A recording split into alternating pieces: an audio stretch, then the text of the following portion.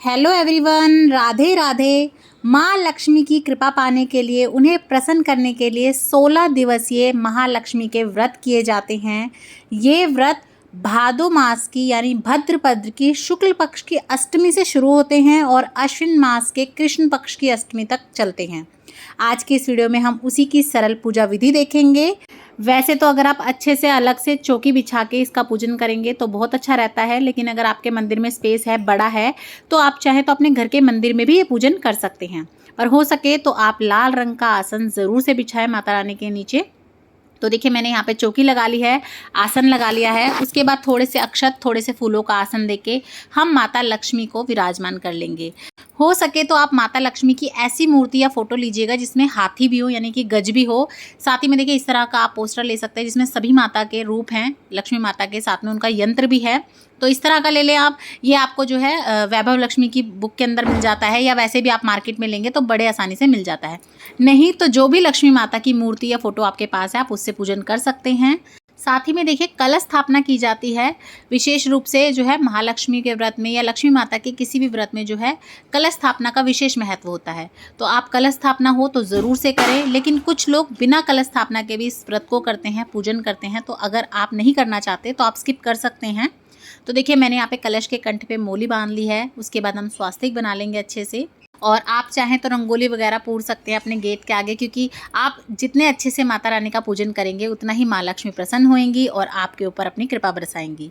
तो देखिए यहाँ पे मैंने अपने कलश को सजा लिया है। उसके बाद हम कलश में शुद्ध जल भर लेंगे। इसी में मैंने गंगा जल डाल लिया था, तो आप गंगा जल ज़रूर से डाल लें। और कलश स्थापना के लिए जो जो चीज़ें हमें लगती हैं, जैसे कि हल्दी की गांठ है, सुपारी है, सिक्का है, रोली है, चावल है, दूर्वा मिल जाए तो आप वो ज़रूर से डालें, फूल डालें। तो सभी चीज़ें हम अच्छे से इसमें डाल देंगे। उसके बाद आप 5 पल्लव लगा लें। आप चाहे तो आम के लगा सकते हैं, अशोक के लगा सकते हैं, पान के लगा सकते हैं। तो जो भी आपको आसानी से, सरलता से उपलब्ध हो, आप इस तरह से पल्लव लगा लें। ये व्रत भद्रपद मास के शुक्ल पक्ष की अष्टमी से, यानी कि राधा अष्टमी वाले दिन से उठाए जाते हैं और उसके बाद ये 16 दिन तक किए जाते हैं। 16वें दिन जो है इस व्रत का समापन किया जाता है। आप ये व्रत फलाहार भी कर सकते हैं, यानी कि फल फ्रूट खा के भी कर सकते हैं, या फिर अनाज के भी कर सकते हैं। आपको एक समय पर भोजन करना होगा शाम को। चाहे तो आप फलाहार कर ले, कूटू वगैरह, आलू वगैरह खा के कर ले, या फिर आप एक समय शुद्ध सात्विक भोजन भी खा सकते हैं। और जब भी आप कलश स्थापना करते हैं और नारियल रखते हैं, तो आप नारियल पे या तो लाल कंद का कपड़ा जो आता है वो लपेट सकते हैं, या फिर आप कलावा लपेटे, खाली जो है आप नारियल ना रखें। और नारियल का जो मुख है वो पूजा करने वाले की तरफ होना चाहिए। इस टॉपिक पे प्रॉपर वीडियो मैंने बना के चैनल पे डाल रखी है, आप उसे ज़रूर देखिएगा। लिंक मैं डिस्क्रिप्शन बॉक्स में दे दूंगी। उसके बाद हमने गणपति भगवान को विराजमान कर लिया है। थोड़ा सा हमने जल का छींटा दे दिया है। आप मूर्तियों का पूजन कर रहे हैं तो फिर आप प्रॉपर स्नान भी करा सकते हैं, पंचामृत से स्नान करा सकते हैं। उसके बाद देखिए मैं यहाँ पे अपना दीपक जोड़ लूँगी। सर्वप्रथम हम दीपक जोड़ लेंगे, और दीपक जोड़ने के बाद आप हाथ ज़रूर से जोड़ें, ताकि दीपक आपकी पूजा का साक्षी बने और आपको आपके पूजा का पूरा संपूर्ण फल मिले। उसके बाद सर्वप्रथम हम गणपति भगवान का पूजन कर लेंगे, तिलक कर लेंगे। पहले रोली से कर लेंगे, चंदन से कर लेंगे, उसके बाद अक्षत लगा लेंगे। और जब भी आप पूजा में चावल लेते हैं तो साबुत चावल लें, टूटे हुए ना लें। उसके बाद हम गणपति भगवान को कलावा अर्पण कर देंगे। आप चाहें तो जनेऊ भी चढ़ा सकते हैं। तो इस तरह से हम गणपति भगवान का पूजन कर लेंगे सर्वप्रथम। उसके बाद हम माता रानी का पूजन कर लेंगे। तो माता रानी को तिलक करेंगे, उनके गज को तिलक करेंगे, साथ में माता रानी के जितने स्वरूप होंगे उनको तिलक करेंगे, उनके यंत्र को तिलक करेंगे। और इस दौरान आप माता रानी से जो है मन मन में प्रार्थना करते रहें कि वो आपकी जो है पूजा को स्वीकार करें। उसके बाद माता रानी को भी कलावा अर्पण कर देंगे। आप चाहें तो माता रानी को चुन्नी भी उड़ा सकते हैं, फूल माला वगैरह अगर आप चढ़ाना चाहें तो आप वो भी चढ़ा सकते हैं। मेरी यहाँ पे जो है फ़ोटो है, इसलिए मैं नहीं चढ़ा रही हूँ, मैं खुले ही फूल चढ़ा रही हूँ। तो गणपति भगवान को चढ़ाएंगे, माता रानी को चढ़ाएंगे। अगर आपको कमल का, गुलाब का, गुड़हल का फूल मिल जाए तो बहुत अच्छा है, आप ज़रूर से माता रानी को अर्पण करें। नहीं तो जो भी आपको सरलता से मिले आप वो अर्पण करके पूजन कर सकते हैं। अगर हो सके तो आप माता रानी को खीर का भोग तो ज़रूर से लगाएं, माता लक्ष्मी को अति प्रिय होती है। आप चाहें तो दूध से बनी कोई और मिठाई का भोग लगा सकते हैं, या किसी भी मिठाई का भोग लगा दें। और हो सके तो पहले दिन और आखिरी दिन तो आप खीर का ज़रूर से उन्हें भोग लगाएं। साथ ही में हम कुछ फल अर्पण कर देंगे। और अगर आप लगा सकते हैं तो पान का भोग इन 16 दिनों में ज़रूर से लगाएं माता रानी को, वो अति प्रसन्न होती हैं। उसके बाद देखिए हम कुछ सुहाग का सामान अर्पण कर देंगे। तो यहाँ पे आप चाहें तो एक बिंदी का पत्ता भी अर्पण कर सकते हैं या पूरी 16 सुहाग की जो सामग्री होती है वो भी अर्पण कर सकते हैं। आप अपने हिसाब से सामान देखिए बढ़ा घटा सकते हैं। उसके बाद हम कुछ दक्षिणा ज़रूर से रख देंगे ताकि अगर हमारी पूजा में कोई भी कमी रह गई हो, त्रुटि रह गई हो तो वो पूर्ण हो जाए। दक्षिणा से आप अगर कुछ भूल भी जाते हैं तो वो संपूर्ण हो जाता है। और उसके बाद हम धूप दिखा देंगे इस तरह से अपने कलश को, माता रानी को, गणपति भगवान को, सभी को आप धूप दीप दिखा दें। उसके बाद देखिए अगर हो सके तो माता रानी को आप इत्र ज़रूर से अर्पण करें, बहुत अच्छा रहता है। ऐसा कहते हैं कि माता रानी बहुत ज़्यादा जो है ना प्रसन्न होती हैं और आकर्षित होती हैं। तो यहाँ पे देखिए मैं थोड़ा सा इत्र जो है गणपति भगवान को अर्पण कर दूंगी, माता रानी को अर्पण कर दूंगी। उसके बाद देखिए आपको कथा सुननी होती है, तो यहीं पर बैठकर आप कथा करेंगे। पूरे 16 दिनों तक आपको ये कथा सुननी होती है। तो एक लोटा जल ले लें आप, हाथ में आप कुछ फूल ले लें या फिर आप जो है कुछ दाने ले लें, क्योंकि कभी भी खाली हाथ कोई भी कथा नहीं सुननी चाहिए। तो जो भी लेना चाहें आप फूल या दाने अपने सीधे हाथ में ले, उसके बाद आप कथा सुनेंगे।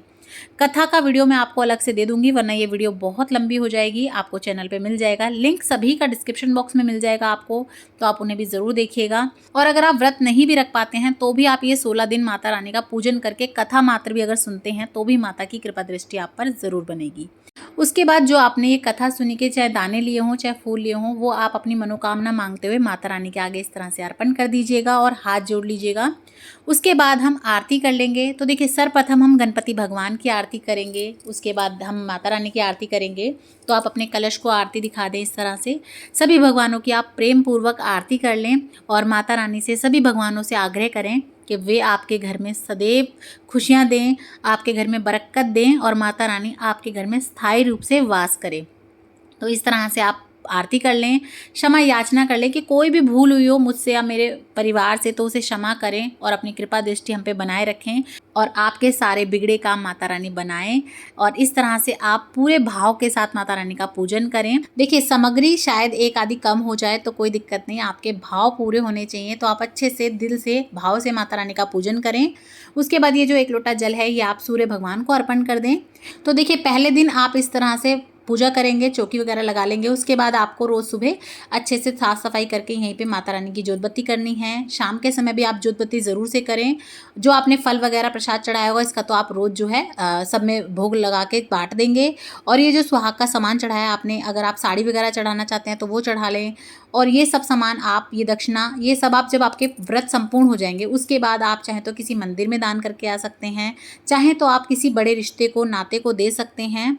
और ये जो कलश है ये आप लास्ट वाले दिन उठाएंगे यहाँ से। और ये जो नारियल है आप चाहें तो माता लक्ष्मी के मंदिर में आप चढ़ा के आ सकते हैं, या अगर आप चाहें खोल लेते हैं आप तो खोल के प्रसाद रूप में बांट सकते हैं। और ये जो इसमें जल है उसका आप पूरे घर में छींटा देके उसके बाद सूर्य भगवान को अर्पण कर देंगे। दानों को आपको जो है पक्षियों को डाल देना है। तो देखिए इस तरह से बहुत ही सरल तरीके से आप पूजन कर सकते हैं। बाकी देखिए आप अपने सामर्थ्य के हिसाब से कितना ही ज़्यादा से ज़्यादा सामान बढ़ा सकते हैं, दान बढ़ा सकते हैं अपने सामर्थ्य के हिसाब से। तो आपको वीडियो कैसी लगी मुझे कमेंट करके ज़रूर बताइएगा। और वीडियो अच्छी लगी हो, पसंद आई हो तो ज़्यादा से ज़्यादा शेयर कीजिएगा अपने फ्रेंड्स एंड फैमिली के साथ। और इसी तरह की और वीडियोस को देखने के लिए चैनल पे बने रहें। और अगर अभी तक सब्सक्राइब नहीं किया है तो सब्सक्राइब ज़रूर कर दें और कमेंट बॉक्स में जय सिया राम लिखना ना भूलें और जय माँ लक्ष्मी की हाजिरी ज़रूर लगाएं।